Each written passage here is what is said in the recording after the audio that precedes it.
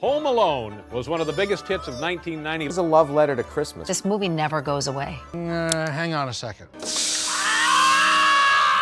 They announced that the movie was over. So I was depressed. I called my wife. I said, this looks like it's over. Home Alone was dead. John Hughes wrote this movie. What actually sparked the idea for this story? You know, there's a fear that children have of being left behind, and there's the fear that adults have of leaving their kids behind, which I thought would be a good emotion to build a movie on. Every kid thinks, if I could just get rid of my parents, it'd be great. And every parent, once in a while, tell the truth parents, thinks, if I could just get rid of my kid. Then the flip side of those two things obviously occurs, where the kid goes, geez, I didn't mean alone, I just meant not now. Mom? And the parents go, we really miss the kid. My movies are really not about what happens. It's about how it happens. Chris Columbus is directing this. I directed a film that was a box office and critical disaster. Literally, they stopped playing it in theaters 3 days after the movie came out. I sort of thought, well, this is it for me as a director, but I definitely know I can continue to make a living as a screenwriter. So I got back to Chicago, staying at my wife's parents' house, and I got a call from John Hughes. We had the same agent. So John called me, sent me a script for Christmas Vacation. So I was going to do Christmas Vacation, and then I met Chevy Chase, and the long and short of it is we did not hit it off. He didn't treat me very well, and I was down on my luck, and I had everything to lose. I needed that movie, but I had to call John to say I can't work with this guy.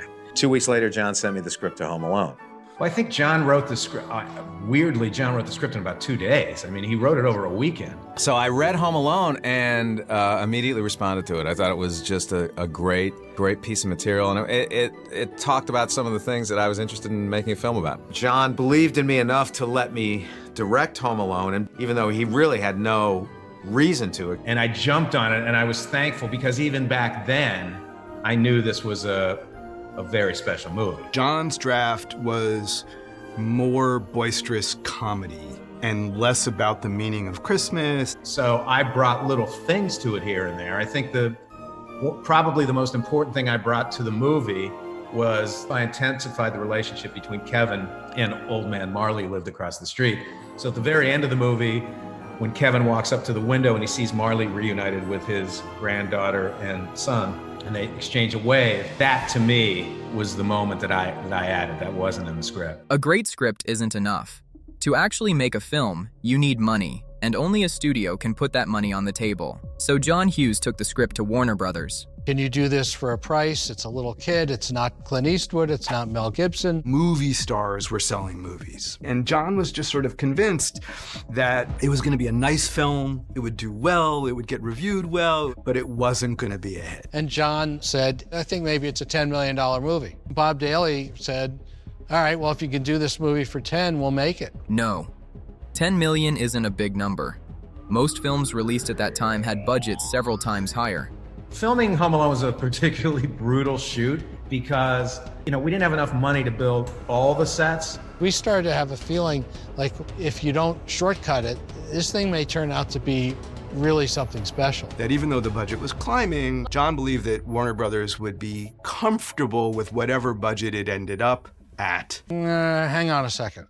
John finally came and said, they're having issues with the budget. Unless we could deliver a $13.5 million budget like the next day, they were gonna pull the plug. This is Warner Brothers. Aren't we close enough? I mean, it's not like we said it was 25. So the decision was, we'll push back. We'll write a really good memo showing that there's nothing left to cut. And then the word came back, Warner Brothers is shutting us down. I hang up the phone and I had seen the production manager from Warner Brothers going to each office telling everybody the project is dead. Close up, pack up, leave, go home. I didn't have that much experience in the business, so I was depressed. I called my wife. I said, this looks like it's over. But wait, Home Alone did get made. So what happened? A few weeks earlier, John Hughes had secretly met with a creative executive from 20th Century Fox. We asked him, how's it going on Home Alone? Because we'd heard about it. And John said, well, I'm actually fighting with the studios at Warner Brothers. And he was talking about the budget that they started at and the budget they're at now, and the studio wouldn't give them enough money. And so I said, John, what's the story of Home Alone? It's about a little boy who accidentally gets left home alone around Christmas time. We've forgotten something. There's something we've forgotten. Kevin! His family's going on a trip, and they leave the kid home by himself by accident, and there's 2 robbers in the neighborhood robbing all the houses. This house I really like. I really want to rob this house. And the kid turns out to be one of these genius kids, you know? It's a fantastic story. And he said, what's your budget that you're at? And he told them the figures. And what do they want to give you? And it was $1.2 million apart. Well, I'd make that movie at that price in a second. That's a great story. Legally, another studio isn't supposed to see a piece of material until it's legally in turnaround. And that didn't exactly happen. Basically, a screenplay was left somewhere so that somebody could pick it up. It was clandestinely delivered. If you get the call from Warner Brothers, don't drop a stitch, just keep going. So the call came from Warner Brothers to tell us to stop working. I had to say, oh my God, what am I gonna do? And what are we gonna do with all these people? And how's everybody gonna get paid? Click, pick up the phone, dial Fox and say, we got the call. And they said, you're now a Fox picture. Everything is fine. Keep going. The next day, there was all this new equipment. There were 20th Century Fox t-shirts on every chair. One payroll to another payroll. Didn't stop one day of pre-production. Did you write it especially for Macaulay? He was in the back of my mind. I had just finished Uncle Buck, and I had a wonderful experience with him there. He was a great deal of fun to work with, and I think that was in the back of my mind. You scared to be alone in the house? No. John Hughes suggested me for the part. And, Chris wanted, he met with me early on, but he also wanted to meet with other people. After meeting 400 other kids, I realized that there was no one as special or as unique or as talented as Macaulay. This was a real kid. His ear was a little bent, and he had a funny, cute smile, and he was funny and charming. The camera loved him. He just was infinitely relatable to people all over the world. No one in the world is like this kid. And I think kids relate to him. Chris was very, very good with me. He knew how to get me to do the things that he wanted me to do, to tell the story that he wanted to tell. And that's what it was all about, is just making sure that Chris was happy. You always want to make a director happy, and, especially when you're a kid, even more so. I'm not sure if there's anyone else in the business who can really get performances out of children the way he can. He always knew his lines. He was always a professional, always prepared. At the same time, he was a 9-year-old kid. So at any given moment, he would have to become a kid, because you don't have that sense of responsibility that you have as an adult. But as a kid, you get tired sometimes. You tend to get distracted. You tend to laugh. You tend to have fun. And that was all part of what made his performance so special. Somebody told me outside, they said that your kid, not you, but the kid you play in the movie, is kind of a brat. Well, kind of, yeah. What do you mean by that, kind of a brat? How was he? Well, at the beginning, he's a brat, but at the end, he's happy to see his family, even though they're jerks. He's terrific. This kid is a wizard. I try to keep away from him because I want him to think that I'm this mean guy, so I don't bother with him too much, but he doesn't care. He still turns around with this big friendly smile with me and says, this is me in a 2-shot. You guys, it's just me and Dan. I don't know why you're standing. You don't have to. This is just a 2-shot, me and Dan. So he knows all the lingo, he's great. He's really smart. Joe Pesci and Dan Stern are the burglars and trying to break my house. I'm ready for them. Who would have thought we would hire Joe Pesci for this kind of comedic role? I thought he would potentially say no. Joe Pesci was someone I was a gigantic fan of from Raging Bull and Goodfellas. Pesci's ridiculously funny in the movies. How the fuck am I funny? What the fuck is so funny about me? Tell me what's funny. And I thought, God, it would be great if Joe Pesci would agree to do something like this. He warmed to the script. We got along when we first met, and he decided to do the film, which was shocking to me. I think his hardest thing was not to cuss on camera.